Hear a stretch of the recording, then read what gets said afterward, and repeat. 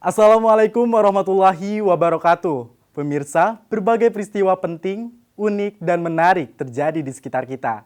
Akan kami tayangkan sejumlah informasi yang berhasil diabadikan oleh sorotan lensa netizen jurnalis dan telah dikirimkan ke redaksi kami. Bersama saya, Haikal Faiz, inilah lensa netizen selengkapnya.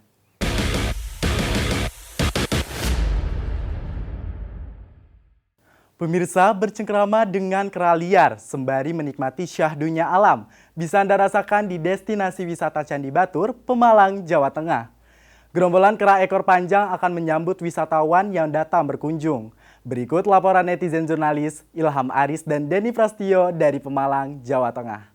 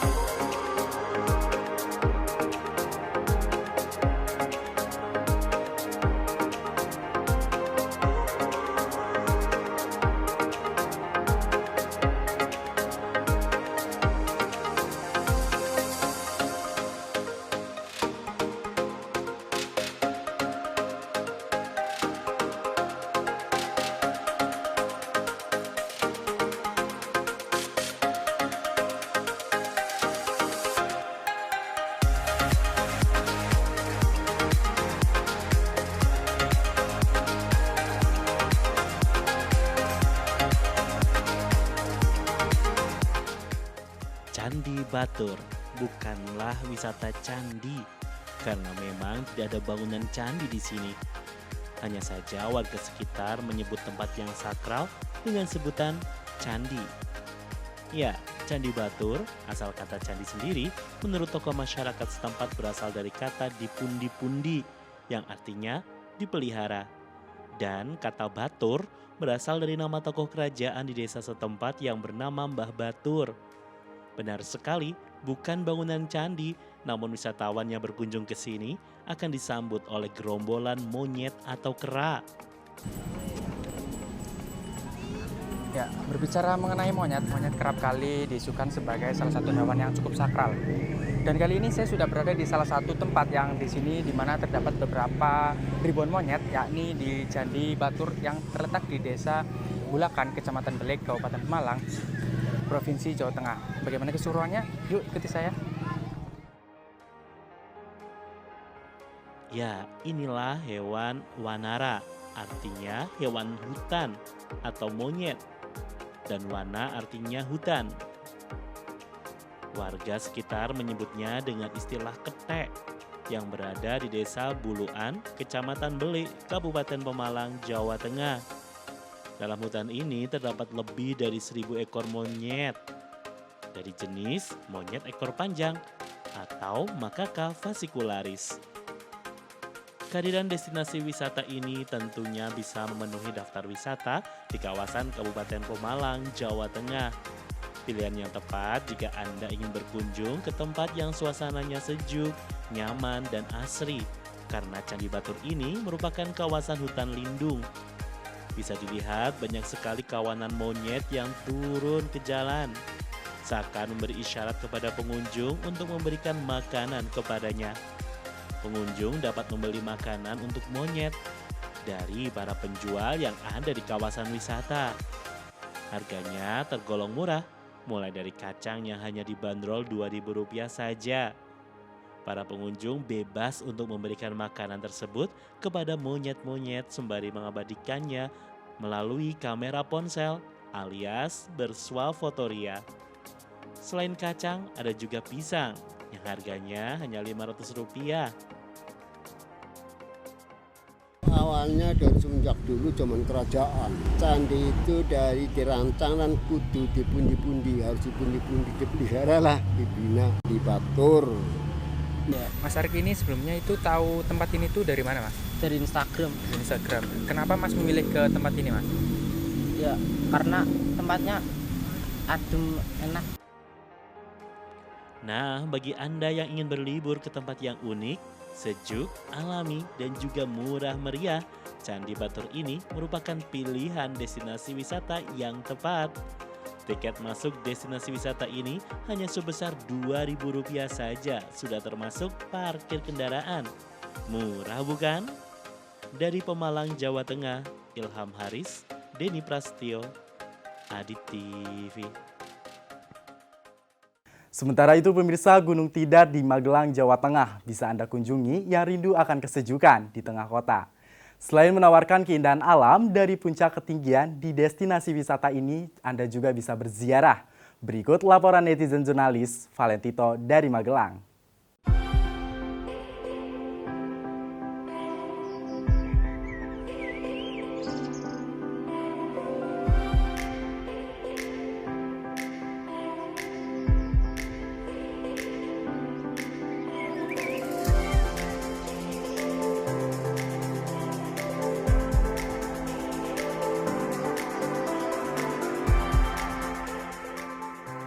Gunung Tidar terletak di tengah kota Magelang, Jawa Tengah dengan ketinggian 503 meter di atas permukaan laut. Asal-usul penamaan gunung ini memiliki banyak versi, namun berdasarkan informasi dari warga sekitar, yaitu kepanjangan dari singkatan Tidar alias Mati Modar yang bermakna mati atau mati. Menurut cerita-cerita leluhur, Gunung Tidar ini menjadi pusat kerajaan gaib di Pulau Jawa karena mayoritas penduduk di lembah gunung ini adalah bangsa jin dan manusia yang memiliki kekuatan supranatural. Cukup mistis bukan sejarah Gunung Tidar ini? Akan tetapi, kondisi dan suasana di dalam hutan gunung ini sudah tidak semenyeramkan pada zaman dahulu. Sebenarnya, Gunung Tidar ini belum lama mengalami beberapa kali proses renovasi, terutama di bagian trek menuju puncaknya. Pihak pengelola wisata memiliki tujuan untuk memudahkan akses pengunjung, karena Gunung Tidar ini masih menjadi objek wisata religi yang cukup banyak diminati oleh pengunjung yang didominasi oleh orang tua. Wisata religi dari Bukit Tidar ini berupa sejumlah makam. Pertama ada makam Syekh Subahir. Kemudian ada makam Kiai Supanjang. Yang ketiga ada makam Eyang Ismoyo Jati atau biasa dikenal dengan Kiai Semar. Dan masih ada beberapa makam leluhur-leluhur dari kota ini. Bagi Anda yang akan berkunjung ke Gunung Tidar, tenang saja Anda tidak wajib bersiara di sini. Pengelola wisata Gunung Tidar juga memberikan beberapa fasilitas untuk para pengunjung yang hanya ingin berekreasi dan menikmati suasana pepohonan yang masih rimbun di tengah kota. Di sekitar trek dan di puncak sudah disediakan tempat untuk beristirahat. Bahkan jika Anda lapar atau haus, di dekat pintu masuk dan di atas sebelum puncak akan ada pedagang yang menjajakan makanan ringan serta minuman. Gunung Tidar juga menyediakan musola bagi wisatawan yang ingin beribadah saat berada di perjalanan mendaki. Tidak sedikit pula pengunjung yang biasa datang untuk berolahraga. Kebanyakan datang pada pagi hari. Olahraga yang dilakukan lari-lari santai sambil menikmati suasana segar dari pepohonan yang ada di sekitar trek pendakian. Di destinasi ini, Anda juga bisa menjumpai dan bercengkrama langsung dengan kera liar dari jenis kera ekor panjang atau Macaca fascicularis. Meski terlihat jinak, namun tetap waspada dengan kera-kera ini ya. Rasanya pasti kurang lengkap kalau datang ke sebuah tempat wisata namun tidak mendokumentasikan momen atau bersuah foto. Ya, di Gunung Tidar banyak sekali opsi atau pilihan untuk melakukan kedua hal tersebut. Anda bisa berfoto di sekitar petilasan Kiai Semar, bisa juga berfoto dengan pemandangan kota Magelang dari atas ketinggian, atau dengan Tugu Akmil yang menjulang tinggi di puncak gunung ini. Dari Magelang, Jawa Tengah, Valentito Fauzi melaporkan untuk Adit TV.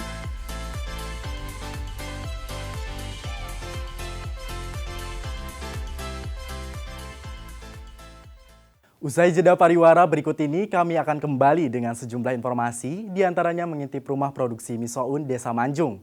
Informasi selengkapnya akan kami hadirkan sesaat lagi, tetaplah bersama kami di Lensa Netizen.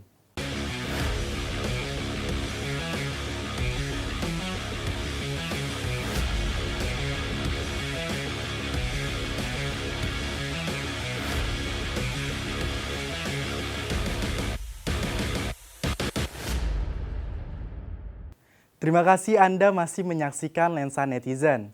Bersama saya, Haikal Faiz. Pemirsa, kali ini kami akan mengajak Anda mengintip rumah produksi pembuatan mie soun legendaris di Klaten yang sudah berproduksi selama lebih dari 30 tahun. Rumah produksi ini juga memberdayakan warga sekitar. Berikut laporan netizen jurnalis Akmal Safarifai dari Klaten, Jawa Tengah.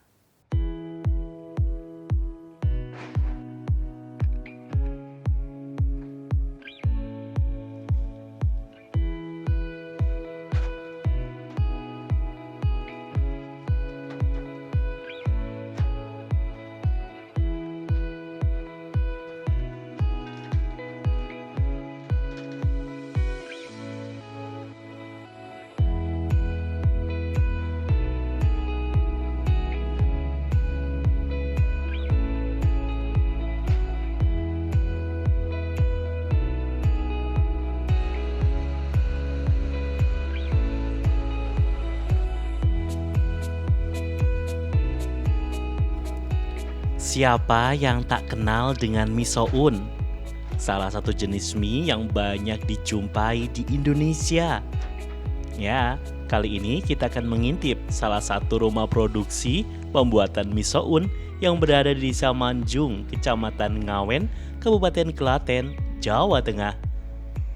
Desa Manjung memang menjadi salah satu kawasan sentra pembuatan mie soun. Agar tidak semakin penasaran, mari kita intip cara pembuatannya. Kali ini saya sedang berada di produksi mie soun. Bagi teman-teman yang nggak tahu, mie soun itu beda ya dengan mie bihun. Nah, mie soun itu bahan bakunya dari pati onggok. Ya, mie soun terbuat dari bahan baku utamanya adalah pati onggok, yakni tepung yang berasal dari sari pohon aren. Cara pengolahannya yaitu pati onggok dibersihkan terlebih dahulu agar pati yang menggumpal dapat terurai kembali. Warnanya pun menjadi putih seperti susu. Lalu dibiarkan beberapa saat agar mengendap.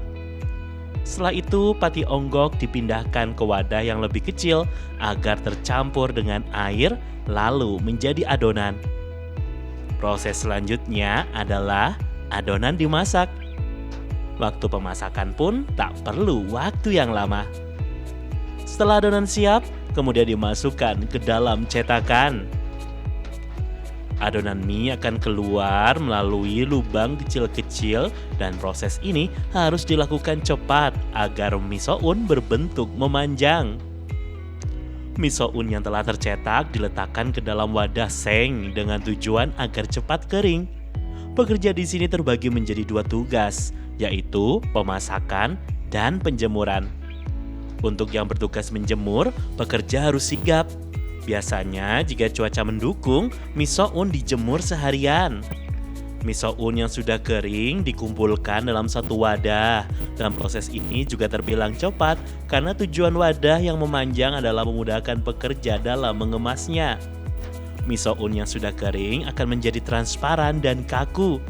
Sebelum mie soun dijual, mie soun dirapihkan dan dikemas. Rumah produksi mie soun Desa Manjung ini memperkerjakan masyarakat sekitar desa sehingga bisa memberdayakan warga. Usaha pembuatan mie soun ini bahkan sudah turun-temurun antar generasi selama lebih dari 30 tahun. Pertama, konsumen senang karena barang kita yang bagus. Yang kedua, lingkungan senang karena warga kita rekrut untuk bekerja bersama. Dan yang paling terpenting, usaha Bapak bisa diturunkan ke anak cucu. Tak heran kan, rumah produksi pembuatan mie soun yang berada di Desa Manjung bisa tetap eksis hingga saat ini. Dari Klaten, Jawa Tengah, Akmal Safarifai, Adit TV. Sementara itu pemirsa, destinasi wisata keluarga yang berada di Jambi ini bisa jadi referensi untuk mengisi liburan. Ya, Taman Rivera Park ini dahulunya merupakan bekas tambang emas. Berikut laporan netizen jurnalis Puji Lestari dari Jambi.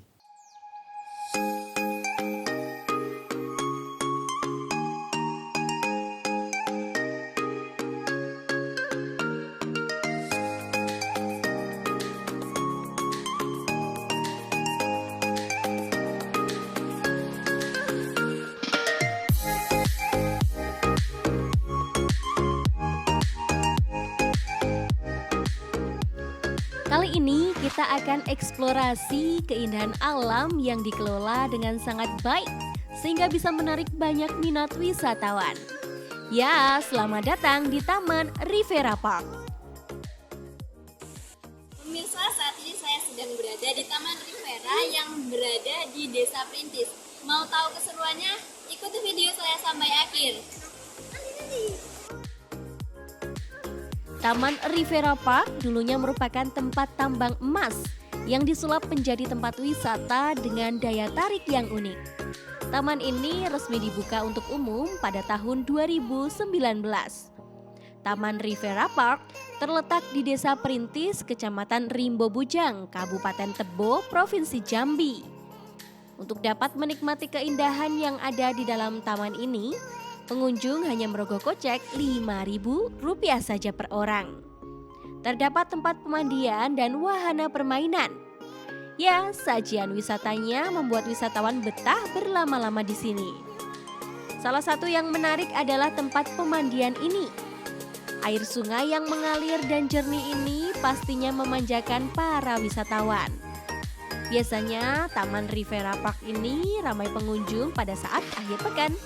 Bahkan saat libur nasional, pengunjung taman ini bisa mencapai ribuan perharinya. Bangunan yang ada di Taman Rivera Park dibuat dari bahan yang ramah lingkungan, yang dapat mengurangi kerusakan alam. Upaya ini menjadikan daya tarik tersendiri bagi pengunjung yang datang. Bahkan Taman Rivera Park mendapat penghargaan Anugerah Pesona Indonesia Award tahun 2021 yang digelar di Musi Banyu Asin, Sumatera Selatan sebagai taman juara destinasi baru terpopuler. Fasilitas yang disediakan oleh Taman Rivera Park ini juga sangat lengkap, mulai dari berbagai gazebo hingga wahana permainan seperti bebek kayu. Saat ini saya sedang menaiki salah satu wahana permainan yang ada di taman ini. Selain terawat dan asri, suasana yang ditawarkan Taman Rivera juga sangat menyenangkan dan menenangkan. Tahu Taman Rivera ini dari kawan saya sejak 3 tahun yang lalu. Tentang bangunan ini sangat bagus dan rapi. Dan air ini sangat bersih. Wangi. Terus pendapat saya sangat menarik. Bagi Anda yang masih mencari referensi wisata keluarga yang istimewa, Anda bisa berkunjung ke Taman Rivera Park ini ya. Dari Tebo Jambi, Puji Lestari melaporkan untuk Adi TV. Usai jeda pariwara berikut ini, kami akan kembali dengan sejumlah informasi. Di antaranya unik, lezat, dan nikmat mencicipi soto sampah. Informasi selengkapnya akan kami hadirkan sesaat lagi. Tetaplah bersama kami di Lensa Netizen.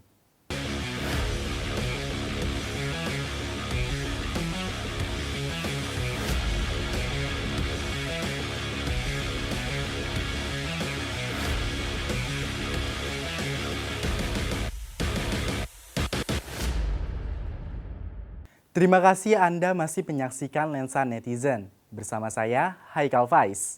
Pemirsa, berbicara tentang kuliner nyentrik, Yogyakarta punya banyak. Salah satunya soto sampah. Meski namanya terdengar aneh, namun cita rasanya sungguh menggugah selera. Berikut laporan netizen jurnalis Ailsa Hanifah dari Yogyakarta.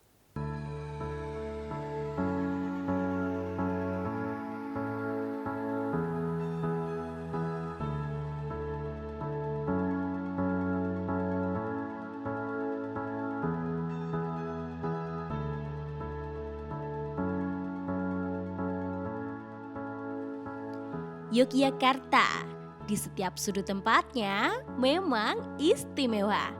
Berbagai jenis wisata ada, termasuk wisata kuliner. Kalau kita bahas kuliner, pasti tak akan ada habisnya. Apalagi kalau ngomongin kuliner di kota Yogyakarta. Salah satunya ada soto yang legendaris, yakni soto sampah. Nah pemirsa, sekarang saya sudah ada di depan warung soto sampah. Pemirsa pasti tidak sabar. Saya tahu soto sampah gimana sih? Ikutin saya ya.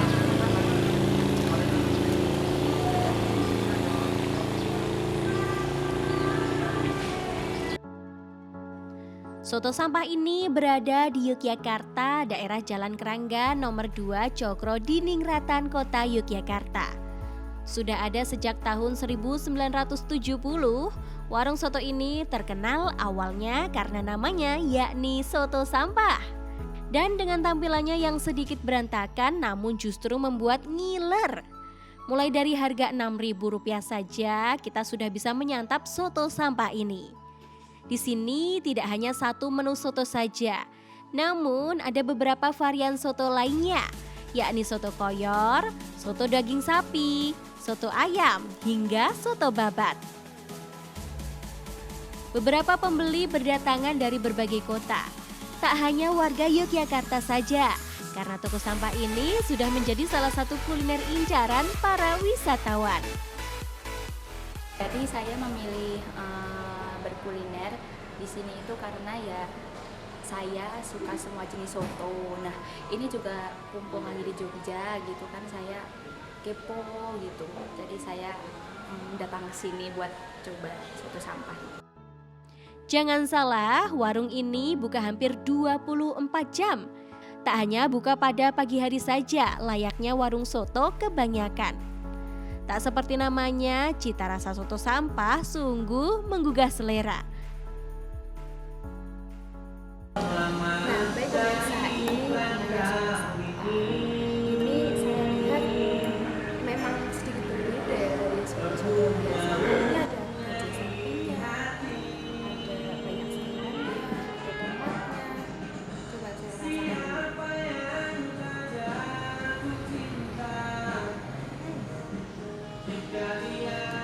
Rekomen banget buat pemirsa yang main ke Jogja. Kalian harus coba makan soto sampah ini. Ternyata rahasia di balik nikmatnya soto sampah ini yakni bumbu rempah yang memberikan cita rasa yang khas. Mas, apa yang membuat soto sampah ini berbeda dari soto yang lain? Itu karena bumbunya Mbak, itu bermacam-macam, ada kapuloko, terus cengkeh, kayu manis, manis jalan, dan lain-lain. Terus warung soto sampah ini bukanya dari jam berapa sampai Dari jam berapa? jam 7 sampai jam 12 malam. Bagaimana pemirsa, tertarik untuk mencicipi soto sampah ini? Dari Yogyakarta, Ailsa Hanifa melaporkan untuk Adi TV. Pemirsa, informasi tadi sekaligus menjadi sajian akhir Lensa Netizen untuk edisi hari ini. Kini saatnya saya Haikal Faiz beserta kru yang bertugas mohon undur diri. Kirimkan informasi di sekitar Anda melalui email kami lensanetizenaditv@gmail.com. Terima kasih atas kebersamaan Anda. Wassalamualaikum warahmatullahi wabarakatuh dan sampai jumpa.